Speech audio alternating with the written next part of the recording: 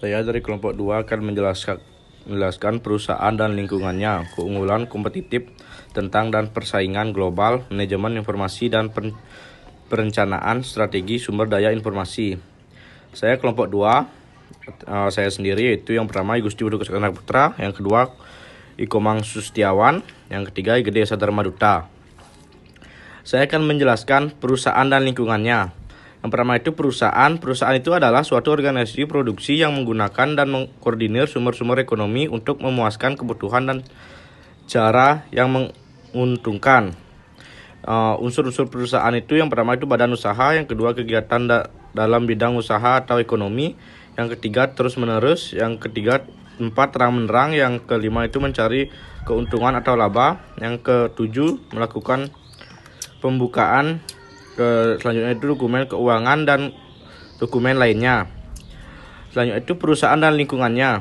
Lingkungan perusahaan yaitu dapat diartikan sebagai keseluruhan dari faktor-faktor ekstern yang mempengaruhi perusahaan, baik organisasi maupun kegiatannya.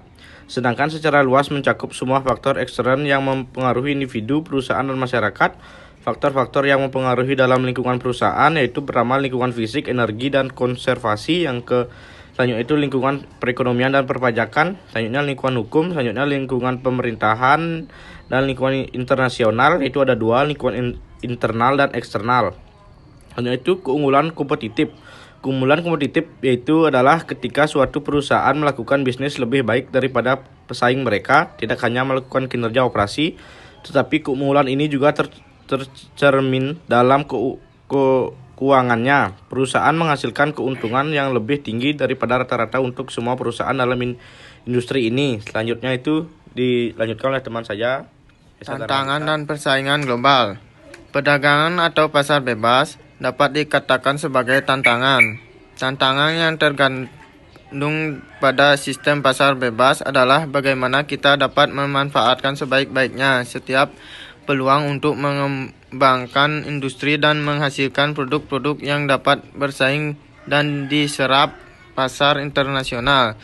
Guna menghadapi tantangan tersebut, maka sumber daya manusia yang berkualitas atau masyarakat dan kalangan dunia usaha yang kreatif dan inovatif sangat diperlukan untuk dapat memainkan peran sebagai pelaku aktif yang dapat bersaing atau bahkan keluar sebagai pemenang. Baik, di sini dalam saya akan persaingan melanjutkan global. presentasi dari teman saya, yaitu perencanaan strategi manajemen informasi.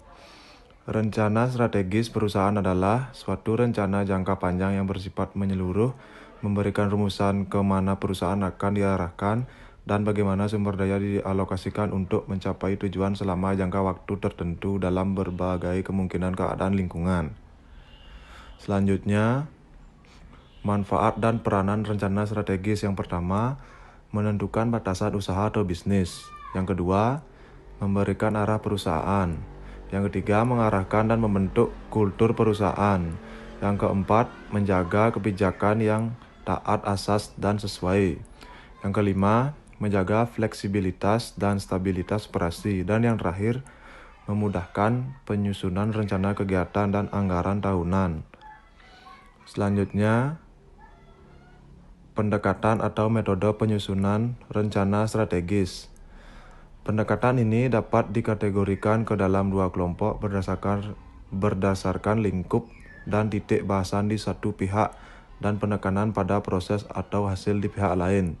Yang pertama ada pendekatan klasik, yang kedua pendekatan non-klasik, yang ketiga pendekatan administratif, dan yang terakhir pendekatan keperilakuan. Sekian dari presentasi kelompok kami. Akhir kata saya ucapkan terima kasih.